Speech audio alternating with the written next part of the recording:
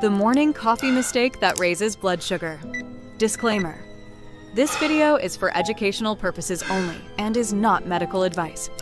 Always consult your doctor before making any changes to your diet, lifestyle, or medication. If you or someone you love is managing type 2 diabetes, I want to ask you something. Do you drink coffee in the morning?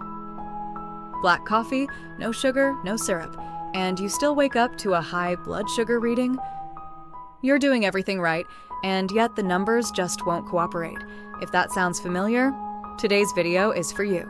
Because the problem might not be your food, it might not be your medication, it might be 5 very simple things about how you drink your coffee. Stay with me. This is going to be worth your time. Let me tell you about a woman named Eleanor. Eleanor had been managing type 2 diabetes for over 10 years. She took her medication every morning without fail. She ate carefully. She drank her coffee completely black, no sugar, no creamers, and every single morning, her blood sugar was still high. She was doing everything by the book, and it still wasn't working. One morning, she noticed her neighbor Bernard, a retired pharmacist, eating breakfast before touching his coffee. She thought that was strange, so she asked him about it. What Bernard told her changed everything. And it started with something most people don't know about their morning cup. Here's the thing about coffee that most people don't realize. Coffee isn't just one thing. It actually contains compounds that work against each other when it comes to blood sugar. The first one is caffeine.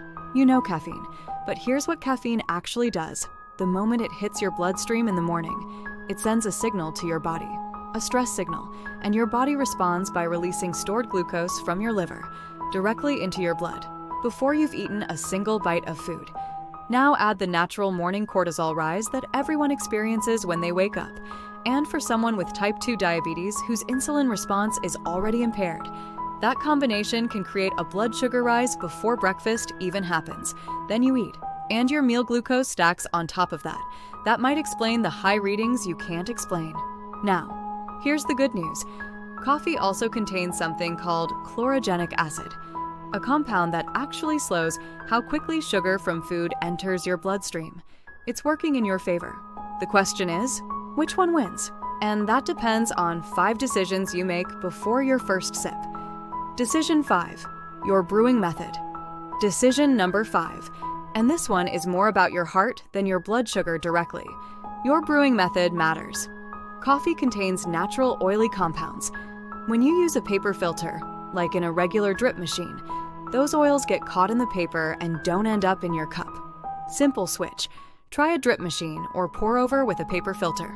Decision 4, what you add. Decision number 4, what goes into your cup.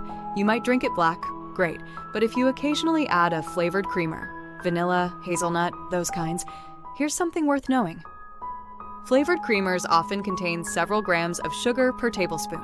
Across 2 or 3 cups a day, that adds up quickly, and it's sugar your body sees before you've had any real food. Even sugar-free versions often contain other ingredients that aren't ideal. Decision 3, how much coffee? Decision number 3, quantity. Here's something interesting. For people who haven't developed diabetes yet, regular moderate coffee drinking is actually associated with a lower risk of type 2 diabetes. Coffee has real beneficial compounds, but, and this is important, for people who already have type 2 diabetes, caffeine can reduce insulin sensitivity in the short term, meaning it makes it harder for your body to handle glucose, and that effect gets stronger with each additional cup. Decision 2, timing. Decision number 2, and this is where the biggest problem likely lives for most people. Timing. In the early morning hours, your body naturally releases cortisol to help you wake up. It also naturally releases stored glucose to fuel your day. This is completely normal, but in people with type 2 diabetes, the insulin response to that natural release is impaired, so your blood sugar is already a bit elevated when you wake up, even before you've done anything. Now, if the first thing you do is drink caffeinated coffee on an empty decision 1, the most important one. And the first decision, the one that matters most, is simply this: caffeinated or decaffeinated. Decaf still contains all the good stuff: the antioxidants, the chlorogenic acid, the compounds that help with inflammation and insulin sensitivity.